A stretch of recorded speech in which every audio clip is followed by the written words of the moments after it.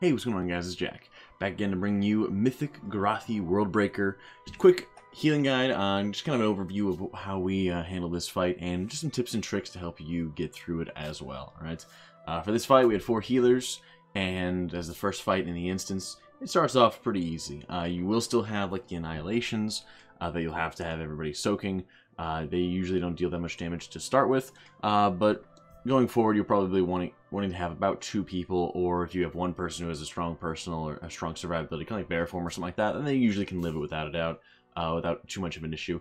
You'll have the decimations. So again, right here, you're seeing we're in 2 different groups, and we have 2 side markers that we're having ranged players run into and melee players run into as well. The point of this is just to make sure that you're able to easily call out certain areas where people can be dropping either the decimations, or that you're going to be, moving from one location to another for stacked healing that's going to be going out over the course of the fight here.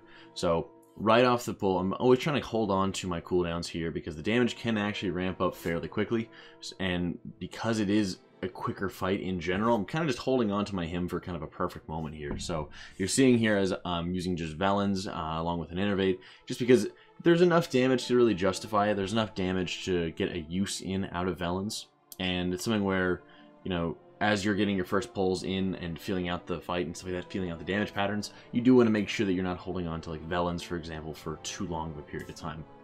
And again, you're going to be having the Apocalypse drives going out. We went for the Decimator first, as you can see right here. So when you're going to be getting the Decimator down and the Annihilator down, this is actually going to just cause them to go haywire.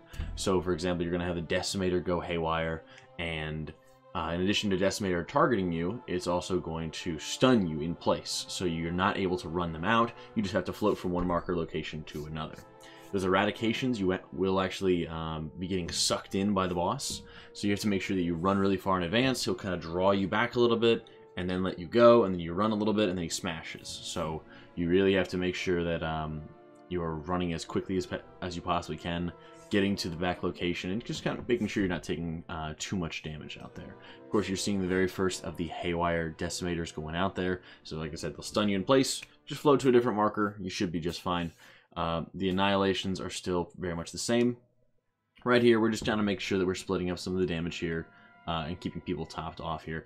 When the Fusion drive is going to go again, or the Apocalypse drive, I should say, is going to go again, then the actual Haywire Apocalypse drive for the Annihilator is actually going to make it so that you have to soak Annihilations basically twice. And that's where it's going to be really, really dealing lots of damage, and it'll also be the one area where you basically can be wiping. Also, once you break down one of the machines on the boss's back, they will start dealing a lot more damage. So, for example, that Decimate there, I said, okay, I have Velens back, and I'm going to use him with my Velens there. And those are the areas where you start kind of rotating your healer cooldowns around, is now that you have Haywire Decimations, that's where you kind of want to start rotating healer cooldowns, because the damage is already going to be increased by quite a large amount, right? So that's where I was looking towards. Alright, who has raid cooldowns available? How are we going to just be rotating through them so that we're not going to be wasting too much mana as we're going to be going through this? So here you're seeing we have the second Apocalypse drive. So we only have one left. We're going to be blowing up the Annihilator. You will still have the lines like on normal, like on heroic, that'll be popping out. You just have to move away from the lines really quick here. They're usually not too much of a deal to worry about. And again, we have our stack location in the very back for the Eradication, just to make sure that we're going to stay away. I just wanted to be extra safe, so I kind of gripped somebody over there just in case. But usually the damage is not going to be that bad, as long as just everyone's not playing too greedy or anything like that.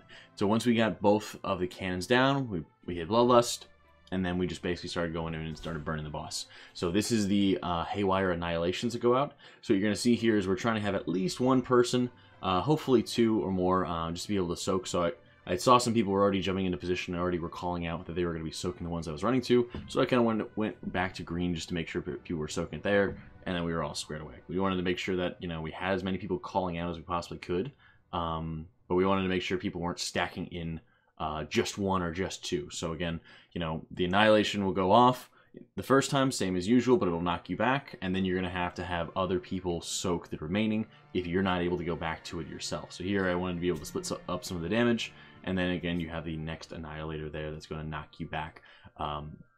So trying to position yourself, trying to aim yourself towards another Annihilator can help. But as long as you have enough people in the area, everyone's working to get soaked and stuff like that, you shouldn't really have too much of a problem with it. Basically, it's going to be the decimations that are going to be dealing most of the raid-wide damage. The very, very heavy damage is going to be going there.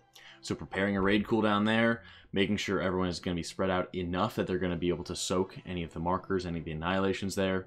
And then you have somebody else who can dip in. As you're seeing, our Shadow Priest there was able to dip in, get in position, or some people have some quick movement abilities to be able to get back in position very quickly after soaking an Annihilator, and then being able to soak it once again. Hope you guys enjoyed this quick rundown of Mythic Garothi Worldbreaker. Overall, it's like how a starter boss should be, quite easy, not too difficult to handle. So thank you so much for watching, guys. I hope you all enjoyed it, and I'll see you all next time.